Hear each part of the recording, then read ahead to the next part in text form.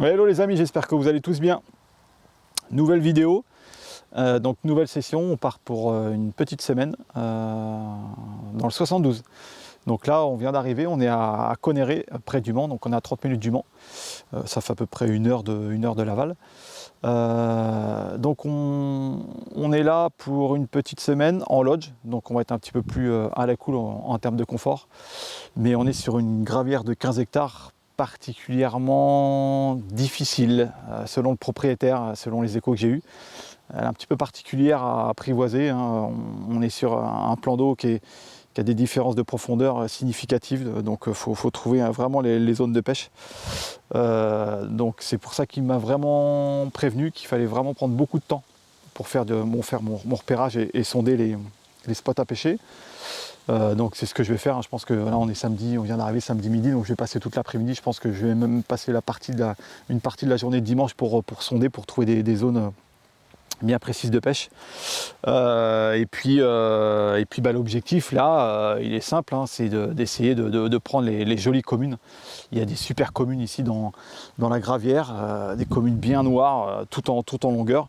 Et puis pourquoi pas rêver, hein, il y a des poids, on est jusqu'à 29-30 kg ici. Donc pourquoi pas rêver de super grosses communes.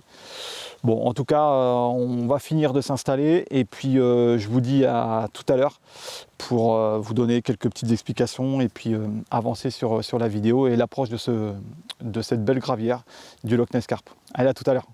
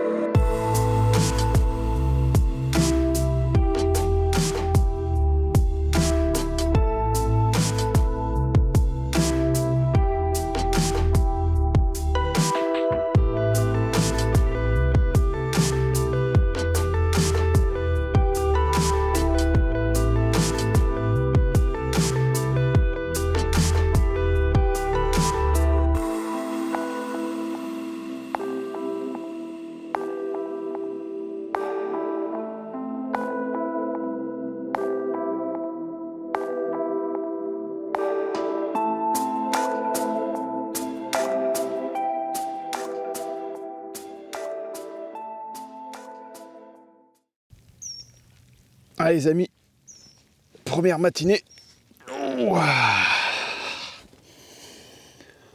Voilà, premier miroir. Avec des couleurs atypiques d'ici, hein. On est au Loch Ness Carp. Une grosse Tiger XXL avec un petit faux maïs pour une belle présentation. Et voilà le travail. Voilà, c'est la première. On espère qu'on va faire d'autres départs, mais en tout cas, on a fait notre premier poisson et ça fait plaisir. Ça nous permet d'être plutôt confiant pour la suite. On espère, bien entendu, ne pas se tromper. Allez, voilà les amis. Allez, à tout à l'heure.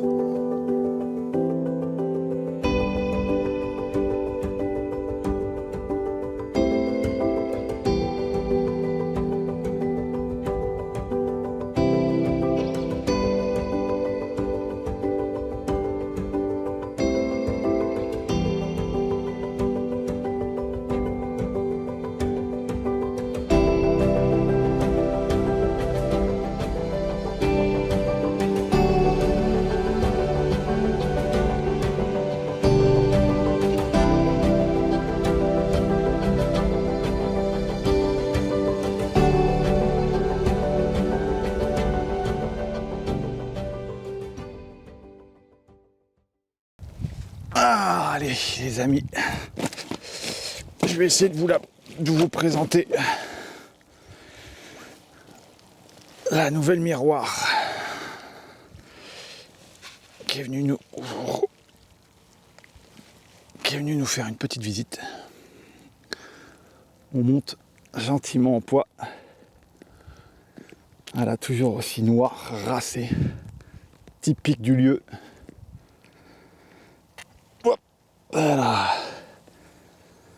Toujours à la Tiger Nuts. Voilà, ça fait super plaisir. Allez-moi, aspirateur.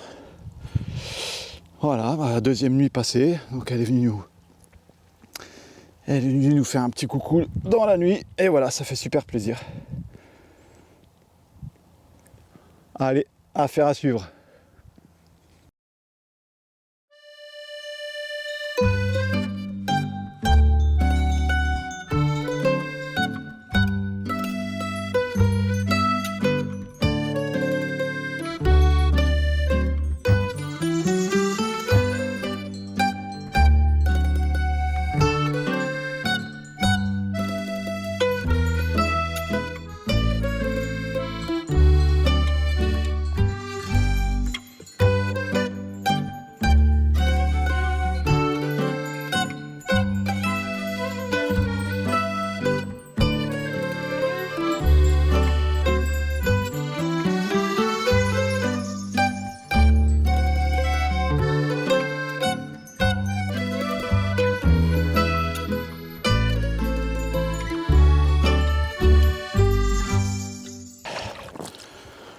Bon les amis, encore un nouveau poisson qui est venu nous voir cette nuit. Faut dire qu'ici on est tranquille la journée, mais alors, la nuit c'est là où ça commence à se compliquer. Et regardez-moi cette beauté encore. Ah, super miroir. On est un petit peu plus de 15 kg là sur celle-ci, mais là honnêtement, vu des poissons, le poids est dérisoire, on essaie de s'amuser et de prendre du plaisir sur chaque touche. Mais il faut dire ce qui est, là ça répond présent. On est arrivé samedi midi, on est mardi et on est déjà au 6e ou 7e poisson, je sais plus. Mais en tout cas, on s'éclate. Voilà. Allez, on va la remettre à l'eau comme les autres. Hello les amis, on se fait un petit point amorçage rapidement. Pour moi c'est important puisque je pense que c'est grâce à ça que ma pêche est efficace. Là on est à 3 nuits, 4e jour. Donc 2 types d'amorçage, 2 types d'approches bien différentes. La première c'est mix flake, très simple. Vous en mettez dans un seau d'eau, ça va gonfler, ça va pratiquement doubler de volume. Donc c'est un mélange de graines qu'il y a dedans, c'est quelque chose qui est très très simple, mais hyper efficace. Donc une fois que vous l'avez trempé d'eau, libre à vous de mettre n'importe quel liquide qu'il y a dedans. Moi j'ai choisi le CSL en cri de crabe. Donc c'est une liqueur de maïs, donc c'est pareil, c'est quelque chose qui était très traçant dans l'eau. Et moi avec ce mélange là, avec les mix flake, franchement ça a super bien fonctionné. Donc ça c'est ma méthode numéro 1, et la méthode numéro 2 qui est aussi très classique, c'est un mélange de billes cri de crabe en 20 mm. J'ai mis aussi du diamètre 14. Donc vous voyez, les deux sacs sont bien entamés, parce que comme vous avez pu le voir, ça fonctionne bien, et du coup je suis obligé de mettre un petit peu quand même pas mal d'appât. Et à ces 2 bouillettes là, je mets de l'amino. Donc pareil, donc là on est sur la gamme Gold, mais je trempe mes bouillettes avec l'amino. Et si vous en avez, c'est pas une obligation. Moi je ne l'ai pas fait aujourd'hui parce que j'ai pas pensé forcément en prendre. C'est que vous pouvez mettre du stick mix, pareil, cri de crabe par dessus, et ça va vous créer une petite croûte sur les billes, et bien entendu ça va encore faire plus d'attraction dans l'eau. Moi je ne l'ai pas fait là parce que j'en avais pas, c'est pas une obligation, mais je sais que certains le font et ça fonctionne aussi très bien. Donc voilà, ça c'est mes deux approches en termes d'amorçage qui fonctionnent plutôt bien pour le moment. Affaire à suivre.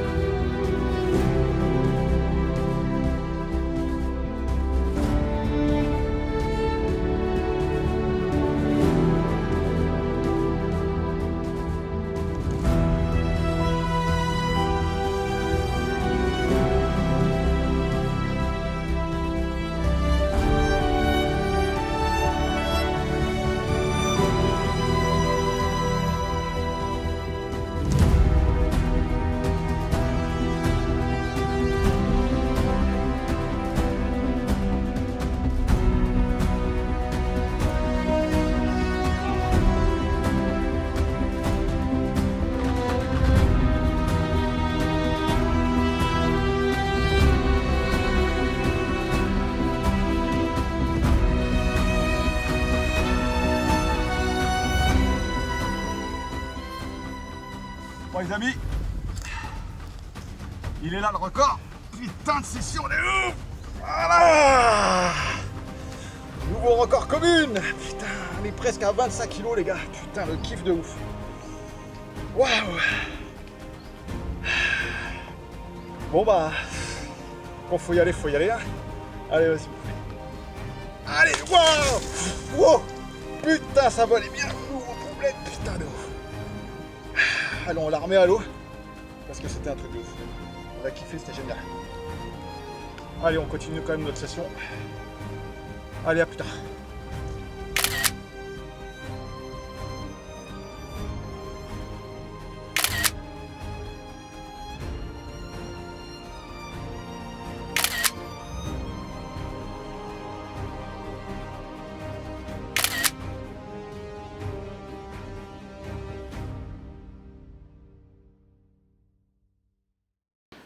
Bon les amis, je vous donne quelques petits détails de l'approche du site sur ce plan de là.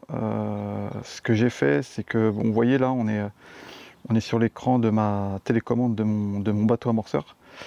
J'ai fait une cartographie d'une zone bien définie. Donc vous voyez, c'est les 4 petits carrés blancs ici. Donc là, j'ai fait une cartographie avec un mapping. Et ensuite, suite à ce mapping, j'ai trouvé plusieurs spots intéressants. Donc je vais vous montrer. Hop.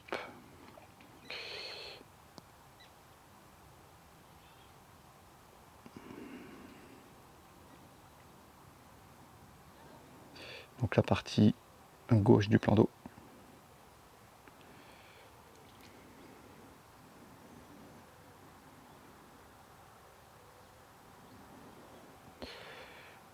Donc voilà, là on est sur la partie gauche du plan d'eau. Donc j'ai fait en fait un mapping sur 3 endroits bien délimités pardon. Et sur cette zone là, j'ai du coup repéré 2 endroits intéressants. Donc vous allez les voir ici.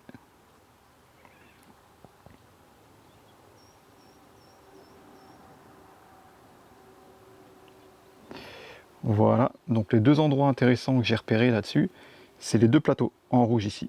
Hop, on en a un qui est ici et l'autre qui est ici. Et c'est exactement ici que j'ai positionné mes 2 cannes. Sur une hauteur de 1,50 m ici.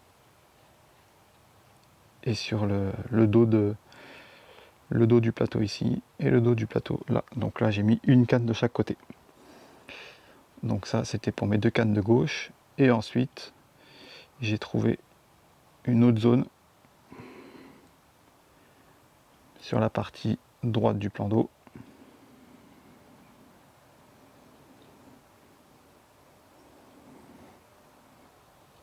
Voilà.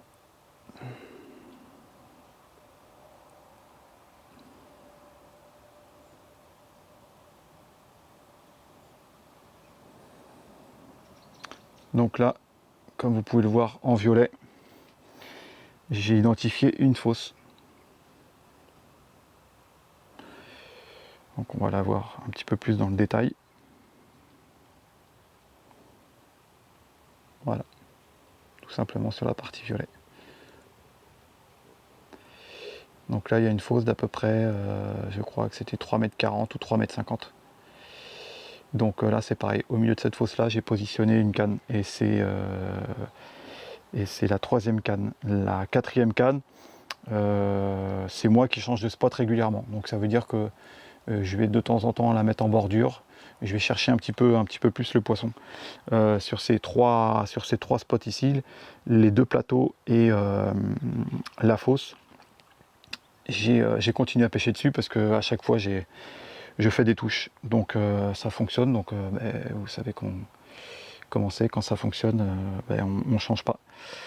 Donc voilà, ici la fosse et les 2 autres plateaux ici.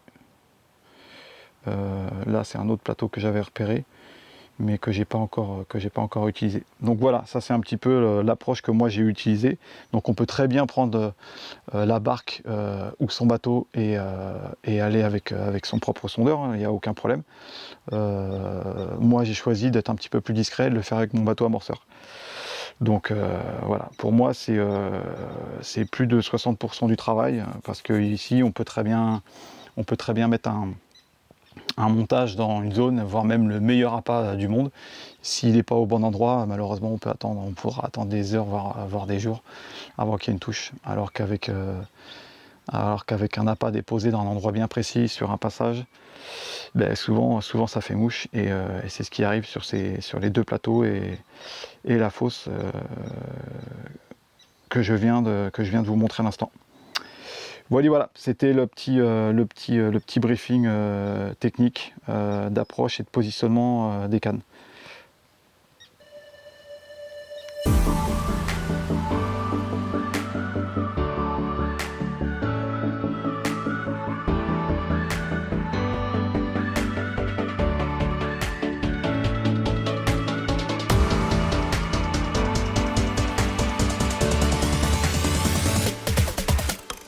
Bon les amis, je suis plus que comblé, j'ai plus de mots, je sais plus quoi dire. On est sur un plan d'eau qui est en règle générale réputé comme difficile de pêche. En règle générale, c'est quelques poissons, 5-6 poissons selon le propriétaire, peut-être un peu plus pour les plus érudits, mais là on est à 3 nuits et je vous montre encore celle-là, mais c'est vraiment au-delà de mes espérances. J'en demandais vraiment pas tant.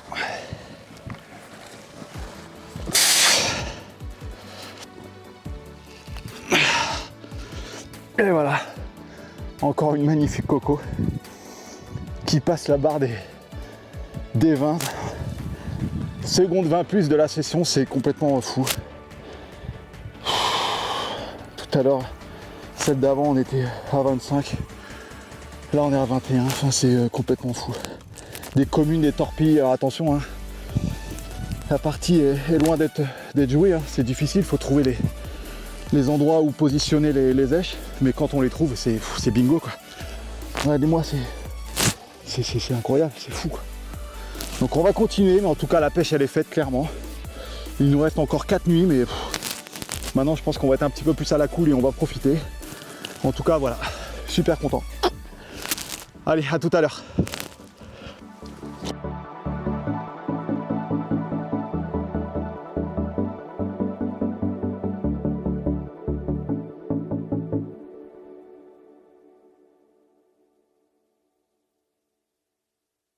Allez, petit point montage et réglementation. D'abord, réglementation, c'est hyper important parce qu'il y a quand même des poissons assez costauds en taille et très combatifs. Et on a aussi des obstacles sur le plan d'eau. Donc on a des gros herbiers, et puis bien entendu sur les bordures on a des zones avec des arbres dans l'eau. Donc vous savez très bien que c'est là où se nichent les poissons. Donc ici la réglementation au niveau du nylon en corde de ligne, c'est minimum 35 centièmes. En dessous ça passe pas. Et faites attention, il peut y avoir des contrôles. Donc moi je suis parti sur un 40 centièmes avec une tête de ligne en 50. Donc autant dire que je suis monté bien solide, et j'ai pas eu de soucis de casse ou autre. Donc ça c'est la première chose et c'est important. Aussi au niveau de la réglementation, pensez bien à écraser vos ardillons ici. C'est toujours mieux pour les poissons. En ce qui concerne les montages, écoutez, moi je suis parti sur quelque chose de très simple, c'est-à-dire un montage d'Erig. Voilà, mes quatre cannes sont équipées de ce montage-là d'Erig avec un hameçon Fangix 4 ou 6 en fonction de la taille de lèche. Mais bon, ça fonctionne bien, j'ai pas eu de décroche. Donc ça c'est plutôt cool. Et j'utilise 2 èches différentes mais complémentaires. La première, c'est du simple mais redoutable, c'est la Tiger Nut. Donc j'utilise la Tiger Nuts, donc là j'ai choisi tremper dans l'arôme Sweet Dream. Je trouve que ça va super bien ensemble. Et je rajoute un faux maïs, histoire d'avoir un petit montage bonhomme de neige posé dans l'eau, redoutable, qui bouge un petit peu dès qu'il y a un petit mouvement de poisson à côté. Ça c'est hyper attractif dans l'eau, à mon sens. Et la deuxième chose, bon c'est pareil, hein, ça reste du classique. Wafter krill crab. Voilà, c'est l'Antarctic krill. Voilà, rien de bien sorcier. Alors c'est pareil, pensez à bien checker avec vos montages et avec le poids de l'hameçon si le wafter est bien équilibré. J'ai regardé en fonction d'une taille d'hameçon, la wafter peut monter et du coup c'est pas du tout là son intérêt. Le but c'est qu'elle se pose tout doucement sur l'eau et qu'elle soit juste au-dessus de l'hameçon pour avoir ce petit côté aussi attractif. Donc ça c'est super important. Bien entendu, avant la dépose, je lui mets un petit coup de spray, pareil, Antarctic krill dessus. Et puis ce que j'ajoute aussi, alors est-ce que ça fait effet ou pas, mais en tout cas dans l'eau c'est assez impressionnant, c'est que j'ajoute un petit peu de Flumilo. Donc ça, soit j'en mets sur lèche, soit j'en mets sur le plomb. Ça amène un petit peu de... vous verrez, il faut vraiment le tester. Hein, ça fait sur la colonne d'eau, on a un aspect verdâtre. C'est hyper attractif. Donc voilà, c'est encore un petit truc en supplément. Donc moi je le mets sur le plomb et puis je mets le petit boost sur la wafter Antarctic krill. Voilà, j'essaie de faire des choses simples qui sont aussi liées à l'amorçage pour lequel je vous ai expliqué tout à l'heure. C'est un petit peu mieux. Donc voilà, en tout cas, si jamais vous avez des petites questions par rapport à ça, surtout n'hésitez pas à me les poser. Voilà. Hop là. Allez les amis, probablement le dernier poisson de la session. Quelle réussite cette sortie. Encore une super commune. Taillé en longueur, une Tiger Nuts encore pour changer, et voilà, la session s'achève, et s'achève même très bien, et voilà, c'était important de terminer avec un beau poisson typique des dieux, super commune. Allez, j'ai bien dit probablement, mais en tout cas, on a vraiment kiffé notre session, c'était super cool. Allez, on va aller la remettre à l'eau. Yes. Allez les amis, petit récap de cette super session qui a duré une petite semaine. Donc on était sur une super gravière près de mon département, là, en Pays de la Loire, où j'habite. Une belle gravière de 15 hectares. Alors assez subtile, hein, honnêtement ici. On ne l'attaque pas, on n'est pas sur un plan d'eau qui est plat de A à Z, où on met de l'amorce, voilà, en mode pêche de rendement. Là, c'est très subtil, ça veut dire que faut passer beaucoup de temps à la recherche de bons spots. Ici, c'est un terrain de motocross, donc ça veut dire que j'ai mis beaucoup de temps à trouver des plateaux, à trouver des fosses où il y a des passages de poissons naturels. Pour commencer à construire ma pêche. Donc ça a été une première partie. Bien entendu, après, il a fallu alimenter avec les appâts. Donc clairement, la graine toastée imbibée de CSL a bien fonctionné. Et puis les appâts krill, les billes krill avec l'amino, trempé, tout ça, voilà, je pense que ça a été le combo parfait avec la recherche de base en amont. Super semaine. Franchement, vous avez vu les communes, des super communes de l'espace là, d'une longueur incroyable, toutes noires. Enfin, on a passé pas mal de temps à faire de belles photos aussi.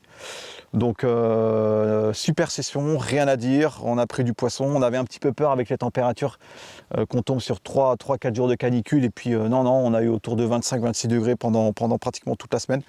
Donc ça a été des conditions optimales pour pêcher. Donc voilà, session réussie, validée, on a surkiffé. Donc j'espère que vous avez bien kiffé à regarder cette petite vidéo. En tous les cas, je vous dis à très vite et à très bientôt. Ciao!